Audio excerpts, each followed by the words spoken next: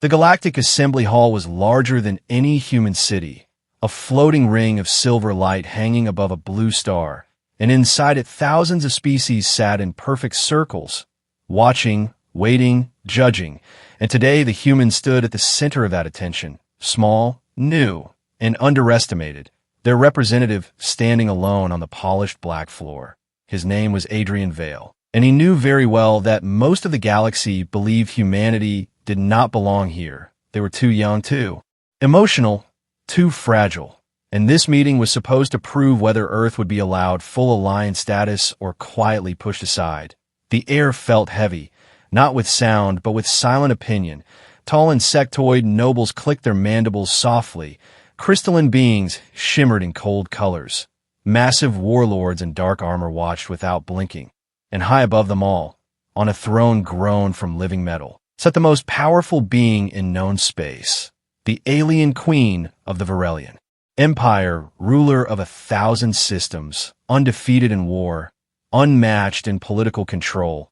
Her presence alone could silence fleets, and she had not spoken a single word since the session began. Adrian stood straight, hands behind his back, calm on the outside, but inside he felt the pressure of an entire planet resting on his shoulders. Earth needed trade routes, protection, recognition, and this assembly would decide its future. One wrong word could cost humanity everything. The council moderator began listing Earth's weaknesses in a polite but cutting tone: limited fleet power, unstable alliances, short spacefaring history. Emotional decision-making and scattered laughter echoed from some sections of the hall. Adrian did not react. He had trained for this moment. He knew humans were not the strongest or the oldest, but they were survivors. And he was about to speak in defense of his species when something unexpected happened. The queen moved. It was a small movement at first, just her fingers tightening on the throne. But the hall felt it immediately. Conversation stopped. Lights dimmed slightly, as if the station itself was reacting to her will. Then she stood. And when she stood, every other ruler instinctively lowered their gaze. Adrian felt the shift in gravity. Not physical, but political. The most powerful being in the galaxy was now focused on him. She stepped down from her throne slowly, her long silver cloak flowing behind her like liquid starlight, her eyes glowing faintly with ancient intelligence. And no one understood why she was walking toward the human representative. Whispers began to ripple across the chamber. Some thought she was about to reject Earth publicly. Others feared she might accuse humanity of hidden aggression. Adrian held his ground. Even as his heart began to beat faster, she stopped only a few steps away from him, close enough that he could see the faint patterns of light moving under her skin, close enough that the entire galaxy could see them standing side by side. And then something happened that no historian could have predicted. The queen lowered herself onto one knee. The sound of metal against crystal echoed softly across the hall, and in that single motion the universe seemed to stop breathing. Thousands of alien leaders froze. Military commanders stared in disbelief. Translators malfunctioned because their systems could not process what they were seeing. Adrian's mind went blank because the most powerful ruler in existence was kneeling before him. And then she spoke, her voice clear, calm, and impossible to ignore. She said, "Before this assembly and under the laws of ancient claim, I choose him." Silence fell deeper than space itself. No one moved, no one blinked. The phrase she had used was older than most civilizations present. It was not symbolic. It was not political theater. It was binding, public, and irreversible. She had just claimed the human representative as her chosen mate and equal. Gasps erupted from several species at once. One warlord stood abruptly knocking over his seat. A cluster of diplomats began arguing loudly in their own language. Security drones activated automatically around the chamber. But the queen remained calm, still kneeling, still looking directly at Adrian as if the rest of the galaxy no longer existed. Adrian could barely process what was happening. He was not a soldier, not a prince, not even Earth's top official. He was a negotiator, a strategist, a voice, and now every eye in existence was locked on him. He understood enough about galactic law to know the meaning of her action. By claiming him publicly, she had tied the fate of her empire to humanity. She had elevated Earth from minor species to royal alliance in one sentence. But she had also declared something else. She had chosen a human over every ancient noble house in the galaxy, and that would not go unanswered. A deep voice from the northern section thundered that this claim was an insult. Another demanded immediate review.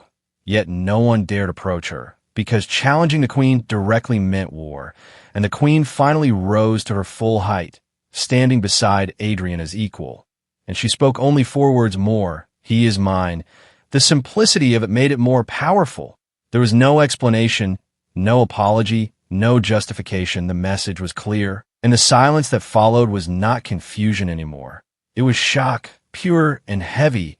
Adrian realized in that moment that his life had just changed forever.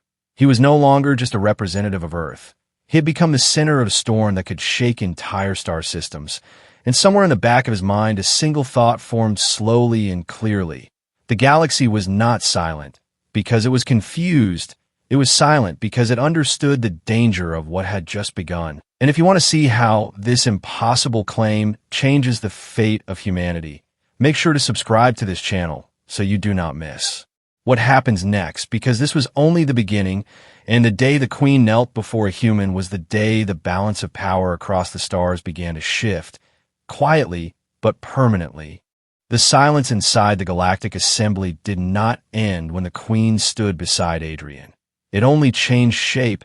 It turned into whispers that moved like poison through the chamber, and while cameras across 1,000 systems replayed the moment again and again, most of the galaxy asked the same question: why a human? Because until this day, humanity had never been considered important. They were tolerated, observed, occasionally mocked, but never feared. Earth had joined interstellar politics.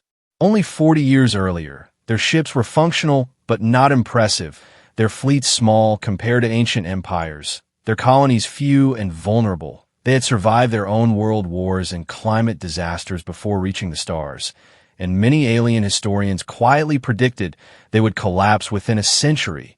Humans were emotional, divided by culture and language, driven by ambition and pride. Traits older species claimed were weaknesses, and in private diplomatic circles Earth was described as useful but temporary, a minor species that might supply trade routes or soldiers, but never leadership.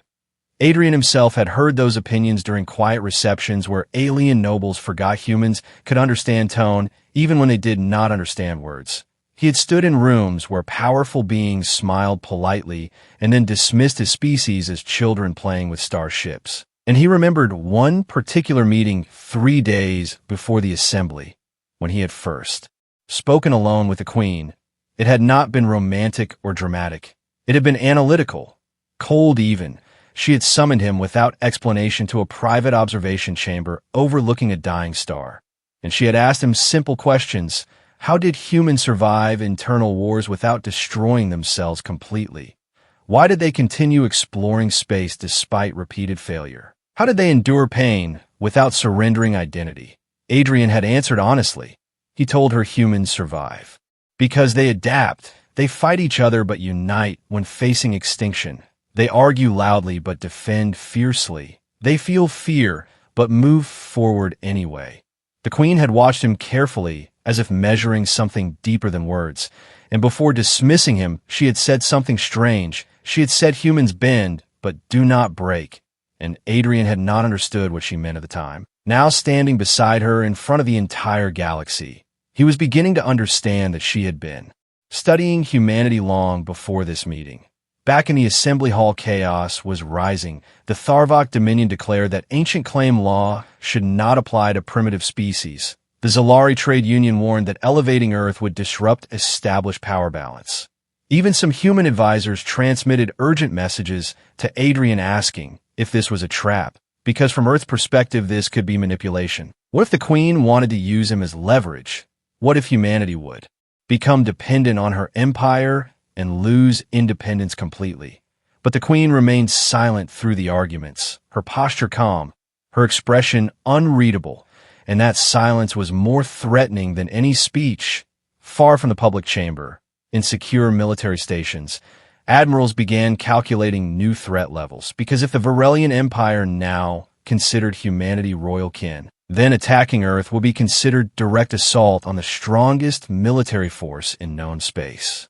Smaller empires immediately began sending secret offers of alliance to Earth, hoping to gain favor, while others quietly funded extremist groups to destabilize the situation, and Adrian could feel the weight of consequences forming around him. He was not naive. He knew power never moved without cost, and yet the memory of the Queen's eyes during their private conversation returned to him. She had not looked at him as a tool. She had looked at him as a solution.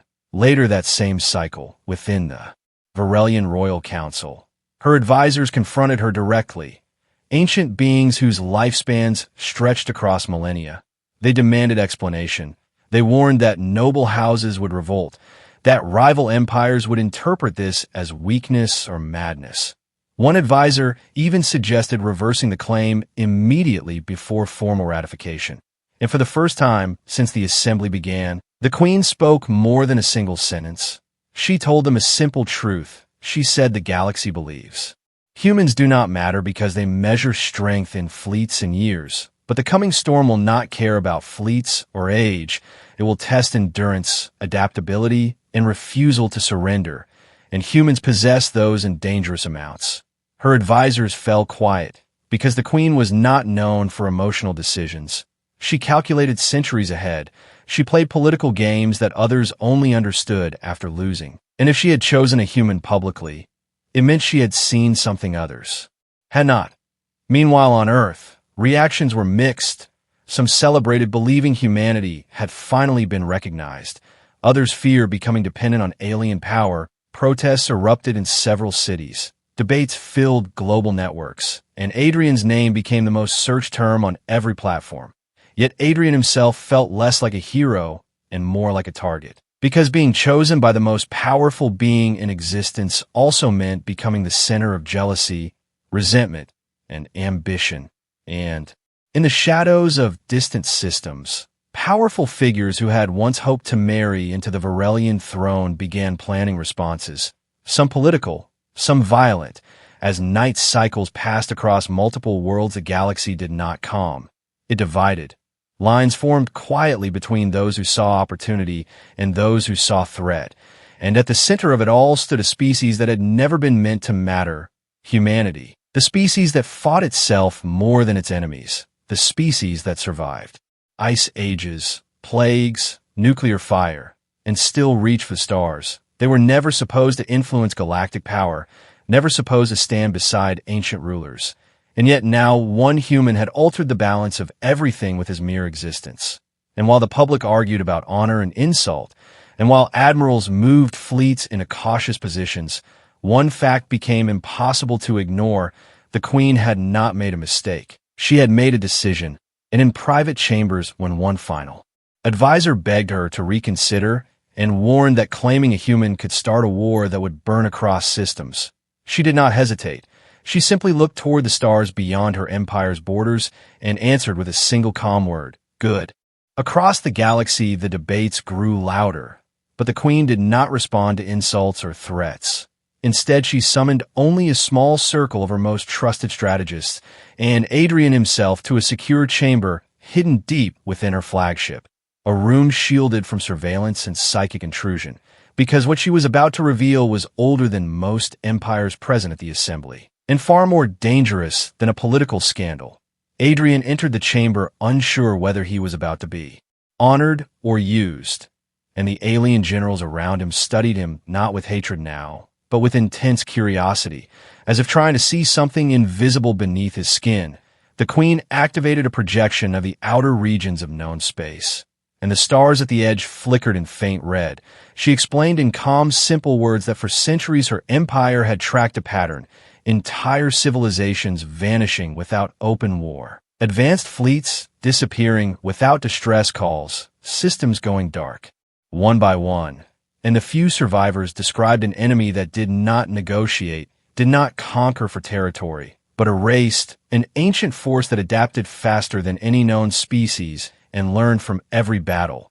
Her advisors shifted uncomfortably because this was a subject rarely discussed even within royal circles. The Queen continued and said that most species in the galaxy evolved in stable environments under predictable threats.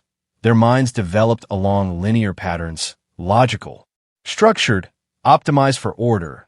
But humans evolved under chaos, constant conflict, unpredictable disasters, rapid climate shifts, internal wars, ideological divisions, and yet they survived, not because they were stronger physically or more advanced technologically, but because they adapted emotionally and socially at extreme speed. She turned toward Adrian and explained something that shocked even him. Her scientists had attempted subtle psychic scans on human diplomats during early contact and found something unexpected. Humans were resistant to mental influence, not immune, but difficult to dominate. Their minds were noisy, layered with imagination, doubt, contradiction, and creativity, making it almost impossible for telepathic species to control them fully. And that trait, once mocked as instability, was now seen as armor. She revealed that in simulations against the unknown enemy at the edge of space, most ancient species failed because they relied too heavily on tradition and predictable doctrine. But human behavioral models produce chaotic but effective survival patterns. Humans broke rules when necessary, formed alliances quickly under threat, sacrificed pride for survival, and sometimes won simply because they refused to accept logical defeat. Adrian listened in stunned silence as the Queen explained that she did not claim him for romance or political theater. She claimed him because she needed a bridge between her empire and the only species whose psychological structure could counter the coming extinction force. By choosing him publicly, she forced the galaxy to look at humanity not as children, but as strategic partners. She forced ancient powers to reconsider their assumptions, and she protected Earth from quiet elimination by making any attack on humans equal to attacking her throne. But the revelation did not end there, because one of her generals projected classified footage recovered from a destroyed outpost at the Galactic Rim, showing a battlefield where fleets of 3 advanced species had fought the unknown enemy and lost within hours. Their formations collapsed as the enemy adapted to each tactic instantly. Their soldiers overwhelmed not by brute force, but by evolving strategy, and in one final desperate attempt, a small human exploration vessel had accidentally entered the same region, its captain unaware of the larger war. And instead of following standard protocol, the humans improvised, overloading communication, arrays to create false signals, using outdated chemical explosives in unpredictable patterns, retreating in ways that defied logical military doctrine. And somehow the enemy hesitated, not defeated but slowed, confused by tactics it had not anticipated. The vessel barely escaped, yet its survival time exceeded that of entire fleets. And that anomaly was what first drew the Queen's attention years before the assembly. She had studied humans quietly ever since, observing their wars on Earth, their art, their humor in the face of disaster, their stubborn refusal to surrender even when divided among themselves. And she concluded something radical, that humanity's greatest weakness, their emotional complexity, was also their greatest weapon, and that when the ancient enemy arrived in full force, the galaxy would need minds that did not think in straight lines, minds that could adapt under terror and still create solutions. But while this truth unfolded inside the secure chamber, outside, political tension was reaching dangerous levels because rival empires interpreted the Queen's silence as manipulation, and an ancient coalition known as the High Accord formally declared that the public claim violated balanced treaties. They warned that if the Queen elevated humanity into core strategic planning without council approval, it would be considered destabilizing action. Fleets began repositioning along disputed borders. Economic sanctions were drafted quietly, and rumors spread that certain noble houses were preparing assassination contracts targeting Adrian specifically, believing that removing him would nullify the claim. And Adrian finally understood that he was not just symbol or partner. He was now a catalyst, a living connection between 2 species at a turning point in history. He asked the Queen one direct question in that chamber. He asked if she was certain humanity was ready for such responsibility. and for the first time her expression softened slightly. She answered that no species is ever ready for extinction-level war, but some are capable of growing into the role, and she believed humans would either rise or force the galaxy to evolve with them. And as if summoned by her words, a priority signal interrupted the chamber. A long-range sensor array at the galactic edge had detected synchronized energy spikes matching the vanished systems from centuries past. The ancient enemy was no longer distant theory. It was moving again, and as military. Projections filled the air with red warnings. One final message from the High Accord reached the flagship, declaring the Queen's claim under investigation and threatening unified response if she did not retract it. The chamber fell silent as eyes turned toward her decision, and the Queen looked not at her generals, but at Adrian, because the future she had chosen now stood in front of her. And beyond the safety of that shielded room, the galaxy began to split into factions, some preparing for war against each other, unaware that something far older and far more terrifying was already approaching from the dark. And for the first time since the assembly, Adrian felt not confusion, but clarity. The Queen had not claimed him to dominate him. She had claimed him to stand beside her when the silence of the galaxy would break again, this time not from shock, but from invasion. The moment the High Accord announced formal investigation into the Queen's claim, the fragile balance of galactic politics shattered like thin glass under pressure, because what had started as shock inside the assembly now transformed into open division across star systems. Fleets began moving under the excuse of defensive positioning. Trade routes slowed as corporations feared sanctions, and intelligence agencies worked without rest, trying to predict which alliance would fracture first. The galaxy had always been competitive but stable. Power blocks understood their limits. Wars were calculated and contained, yet the Queen's public choice forced every empire to reassess its hierarchy overnight. Smaller nations that once bowed to ancient powers suddenly saw opportunity in aligning with humanity, hoping to gain favor with the Varelian throne. While older empires felt insulted that a young species had been elevated above centuries of bloodlines and political marriages, secret councils formed in hidden stations where aristocrats whispered about restoring order by any means necessary. And Adrian's name appeared not only in news networks, but in encrypted bounty markets, because if he died before the claim was sealed through ritual and law, some believed the political chain reaction could be reversed. On Earth, panic spread through government chambers as leaders debated whether accepting the Queen's protection meant surrendering sovereignty. Some generals argued that humanity should refuse the alliance to avoid becoming a target. Others insisted that rejecting her would insult the most powerful ruler in existence and isolate Earth permanently. And Adrian found himself at the center of communication storms from both sides. Yet he had little time to process because within the Varelian Empire unrest was growing as well. Noble houses that had long expected political marriages to secure influence now felt betrayed. Several high-ranking commanders questioned whether the Queen's strategy risked dragging their empire into unnecessary conflict before the unknown enemy even arrived.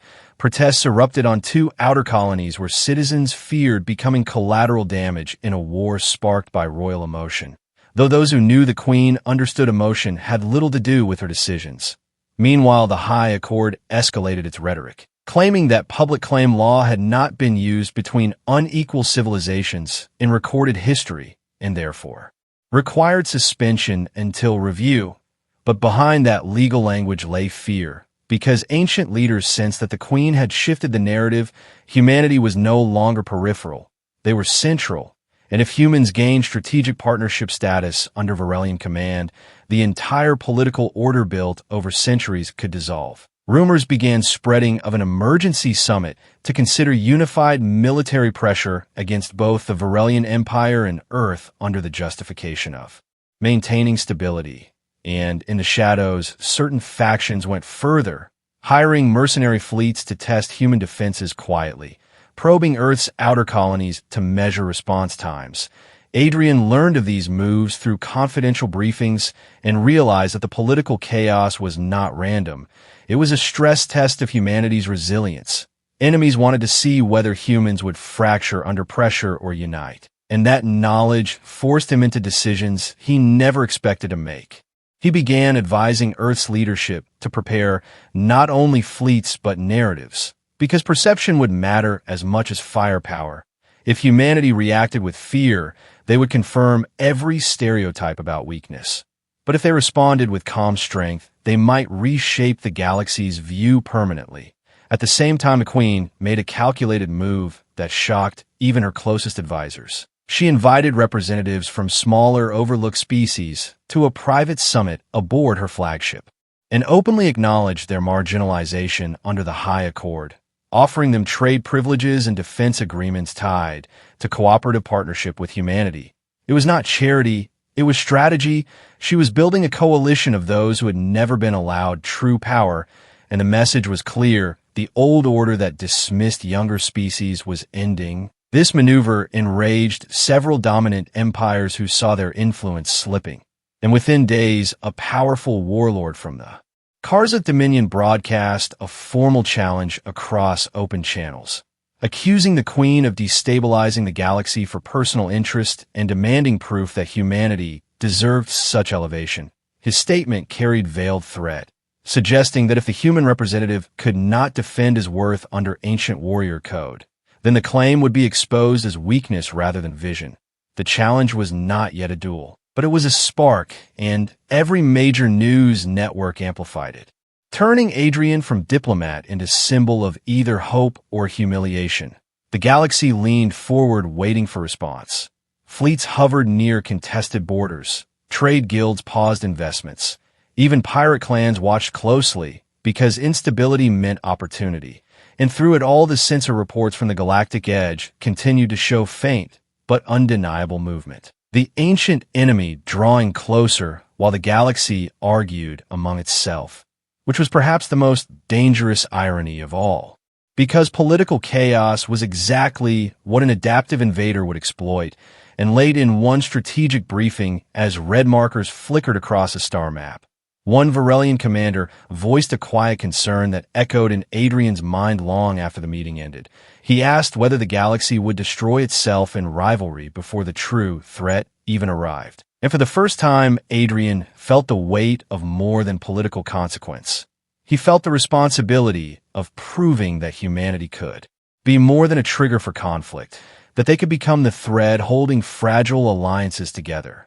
Yet as night cycles turned across distant worlds and encrypted assassination attempts were intercepted by Varelian security forces, it became clear that chaos was only escalating, not fading.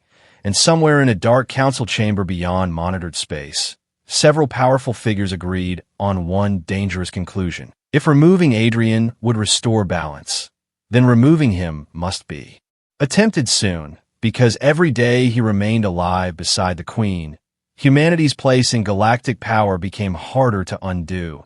And as the first covert strike team prepared to move under false flags, the political storm transformed quietly into something far more personal and far more lethal, setting the stage for a confrontation that would no longer be fought only with speeches and treaties, but with blood.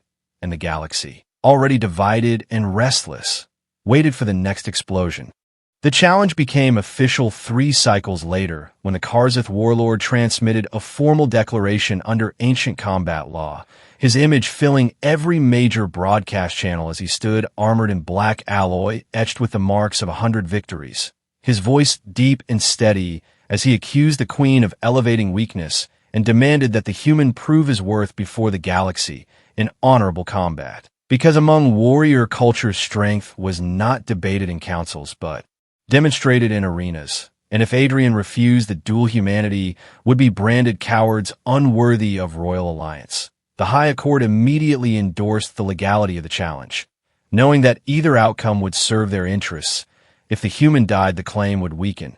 If he survived, it would still expose the Queen to criticism for risking galactic stability. And so the stage was set on a neutral orbital arena carved from asteroid stone, surrounded by observation platforms filled with nobles, admirals, mercenaries, and media drones broadcasting to billions. The Queen stood in silence at the highest balcony, unreadable as always, while Adrian prepared below, not in heavy armor, but in a lightweight combat suit designed for mobility rather than brute strength. Because he understood something the warlord did not.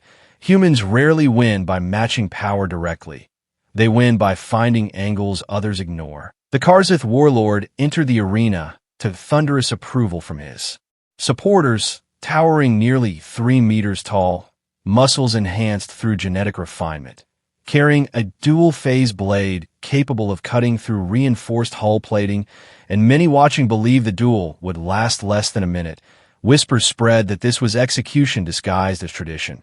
Yet Adrian stepped forward calmly, remembering Earth's history of uneven fights, remembering that humans had faced predators larger and stronger since the beginning of time, and the signal to begin echoed across the arena. The warlord attacked first with explosive speed that cracked the stone floor beneath his boots, his blade carving arcs of blue energy through the air, forcing Adrian to dive and roll rather than block, because blocking would mean immediate defeat.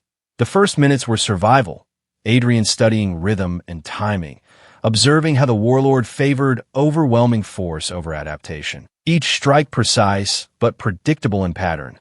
The crowd grew louder, expecting the human to tire quickly, but Adrian's breathing remained controlled, his movements economical. And when the warlord lunged again, expecting retreat, Adrian did something unexpected.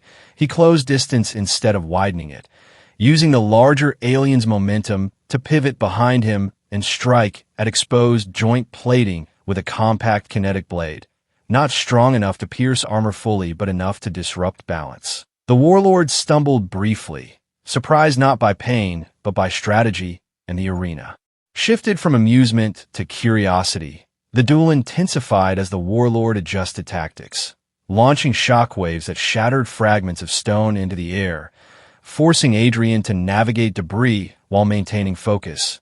Yet humans evolved in chaos, their brains trained to process multiple threats at once, and Adrian began leading the warlord towards sections of the arena floor weakened by earlier impacts, calculating structural stress with every clash, when the warlord unleashed a final devastating charge, intending to end the fight with one overwhelming strike. Adrian triggered an explosive device planted seconds earlier during evasive movement, not powerful enough to harm directly, but precisely calibrated to fracture the already damaged stone beneath the warlord's weight.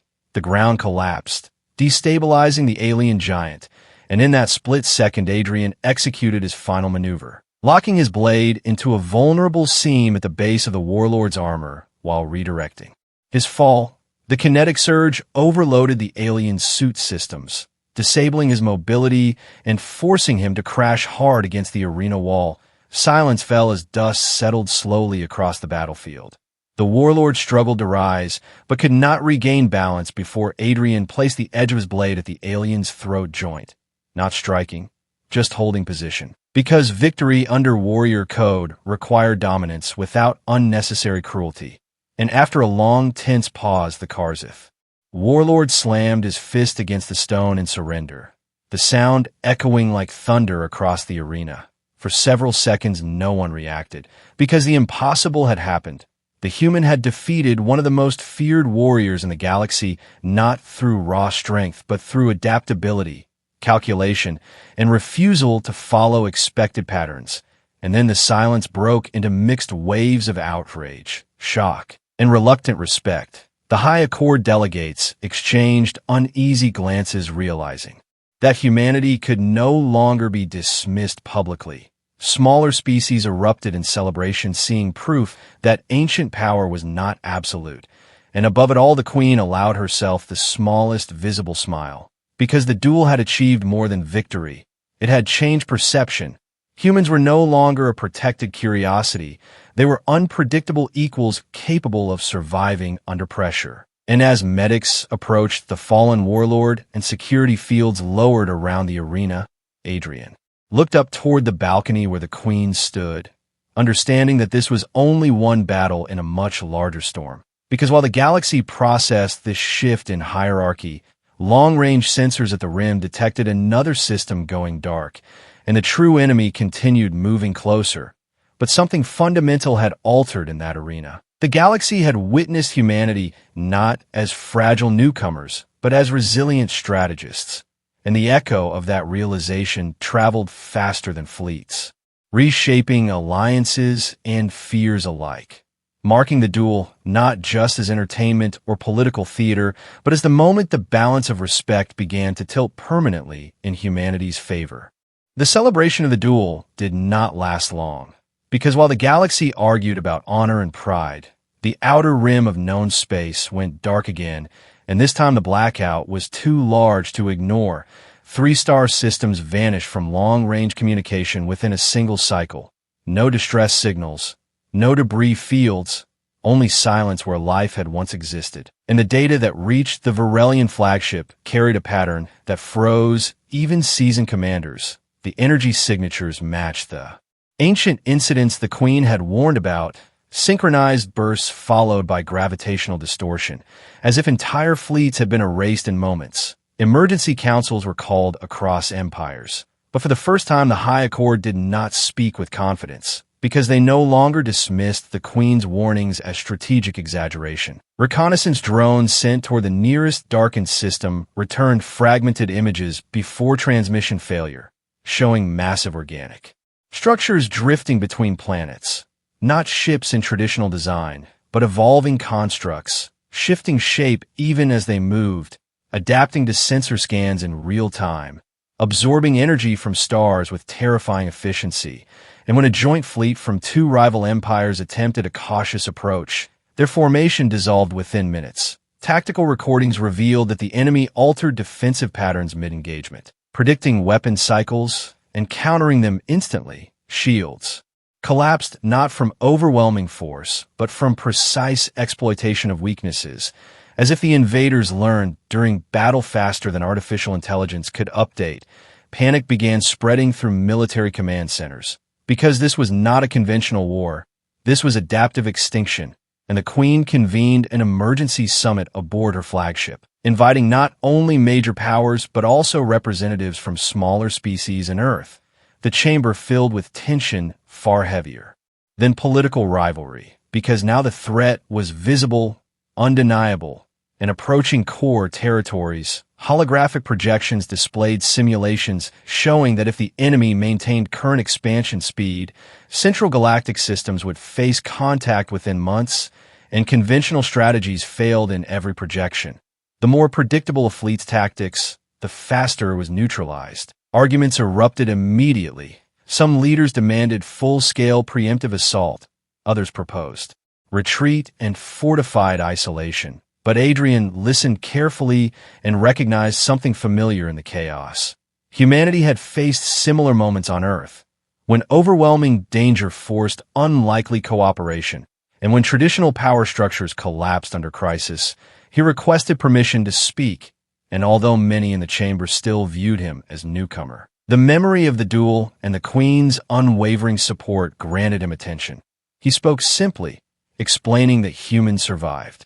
Not by perfect planning, but by flexible response, by decentralized command, by allowing small units autonomy to improvise rather than follow rigid doctrine. He suggested forming mixed-species task forces designed to think unpredictably, to rotate strategies constantly, to sacrifice efficiency for adaptability, because the enemy seemed optimized against pattern recognition, and breaking pattern might slow it. Some admirals resisted the idea, arguing that discipline and order were foundations of victory, yet fresh combat data supported Adrian's claim. Units that deviated from doctrine survived slightly longer. In Extinction War, even minutes mattered. While debate continued, another transmission arrived from the rim. This one clearer, captured by a stealth probe that had hidden within asteroid debris. It showed the enemy's core structure, a vast central organism coordinating smaller constructs. Its surface pulsing with biotechnological circuits, and within its network, faint signals indicated communication not through language, but through rapid evolutionary data exchange, meaning each battle strengthened it. Every failure fed its growth, and the chamber fell silent as realization spread that this enemy was not merely conquering territory. It was learning from the galaxy itself, accelerating toward perfection. the Queen finally stood and addressed the assembly with rare directness. She declared that old rivalries must end immediately, that refusal to cooperate would guarantee individual extinction, and she formalized a unified command structure, placing adaptive strategy at its center, with humanity integrated as core partner rather than subordinate ally. This announcement carried enormous weight, effectively dissolving centuries of hierarchical dominance. And though some leaders hesitated, the darkening star maps left little room for pride. Fleets began mobilizing under shared banner for the first time in recorded history. Communication networks opened between species that once refused dialogue, and Earth received full access to advanced defensive technologies. Yet even as unity formed, fear lingered, because unity did not guarantee victory against an enemy that evolved with each encounter. And Private Adrian stood beside the Queen, observing the approaching threat displayed across panoramic glass. He asked quietly whether she had foreseen this exact scale, and she admitted that even her projections underestimated its speed, but she expressed no regret for claiming him, because without that act humanity might have remained politically isolated when cooperation became essential. And as alarm signals echoed through command decks announcing first contact at a fortified rim outpost, the galaxy collectively understood that debates and duels were over. This was survival. And as the first unified fleet engaged the advancing constructs under newly improvised tactics, every species watched with held breath, aware that the next hours would determine whether adaptation and courage could match an enemy that consumed entire civilizations without pause. And somewhere within that shifting battlefield, humanity's unpredictable nature was about to face its greatest test, not for pride or recognition, but for the continued existence of every star still shining. The first unified fleet did not move like the old armadas of the galaxy. It did not advance in perfect lines or synchronized formations. Instead, it fractured deliberately into smaller mixed units. Human frigates flying beside Varelian cruisers, Karzith assault ships coordinating with Zalari support vessels. Every group given freedom to improvise within broad objectives. And when they met the advancing constructs at the rim outpost, the difference was immediate. The enemy adapted as expected, shifting armor density against concentrated fire, altering attack vectors when predictable shields formed. But this time there was no single pattern to learn. Human commanders ordered sudden retreats that were not retreats at all but bait, luring the constructs into overlapping crossfire zones. Varelian tacticians abandoned traditional defensive grids and rotated shield frequencies randomly. Karzith warriors, once rigid in honor-bound combat, embraced feigned weakness to draw the enemy into traps. And though losses were heavy, the advance slowed for the first time in recorded encounters. Battle reports streamed across command networks, showing that chaotic coordination confused the adaptive core, forcing it to divert processing power to analyze irregular behavior, buying crucial minutes that turned into hours. And those hours allowed deeper strategy to unfold. Adrian worked beside senior analysts, translating human historical warfare data into predictive disruption models, referencing Earth conflicts where underdogs survived through resilience rather than superiority, guerrilla tactics, misinformation, sacrifice for long-term gain. And those lessons were fed into fleet algorithms not as rigid commands, but as suggestion frameworks encouraging deviation. The galaxy watched in tense disbelief as a species once dismissed for emotional instability became the architect of survival doctrine. Meanwhile, at the center of the battlefield, the enemy's vast coordinating organism pulsed brighter, accelerating adaptation in response to unexpected resistance. Entire squadrons vanished when caught in direct confrontation, reminding everyone that this was not victory but delay. And during one critical engagement, a Varelian flagship was nearly overwhelmed when its shields collapsed under rapid frequency exploitation, only to be saved by a human captain who rammed her smaller vessel into the construct's vulnerable junction, sacrificing her ship to destabilize its structural coherence. The explosion created a cascade effect that rippled through nearby enemy units, disrupting their synchronization for precious seconds. And those seconds allowed the unified fleet to concentrate fire on the central organism, not to destroy it fully, but to wound it deeply, forcing it to withdraw beyond immediate sensor range. And when the battlefield finally quieted, the Rim outpost still stood, damaged but intact, the first confirmed defense against the extinction force in centuries. Celebrations were muted because the cost had been immense. Yet something fundamental had changed. The enemy had retreated for the first time, proving it was not invincible, and across the galaxy fear shifted into determined resolve. More species volunteered ships and soldiers under the adaptive command structure, abandoning pride for cooperation. Earth's status transformed overnight from protected curiosity to essential pillar of resistance, and Adrian found himself no longer viewed as symbol of controversy, but as partner in leadership. Standing beside the Queen during a broadcast to every remaining civilization, she addressed the galaxy not as ruler above them, but as equal among allies, acknowledging that survival had required humility, that strength alone had failed where adaptability succeeded. And she publicly recognized humanity not as subordinate species, but as co-architects of the new defensive era, a statement that echoed through political systems with far greater impact than her initial claim, because it formalized a shift in hierarchy born not from romance or spectacle, but from shared survival. And as reconstruction efforts began at the Rim and long-range sensors tracked the wounded enemy regrouping beyond visible space, strategic councils prepared for prolonged war, understanding that this was only the opening phase, yet hope now existed where there had been only dread. Humanity had proven that unpredictability could counter calculated extinction, that emotional complexity could outmaneuver cold adaptation. And in quiet moments after the broadcast, Adrian stood once more beside the Queen, overlooking a field of distant stars, reflecting on how quickly perception had transformed.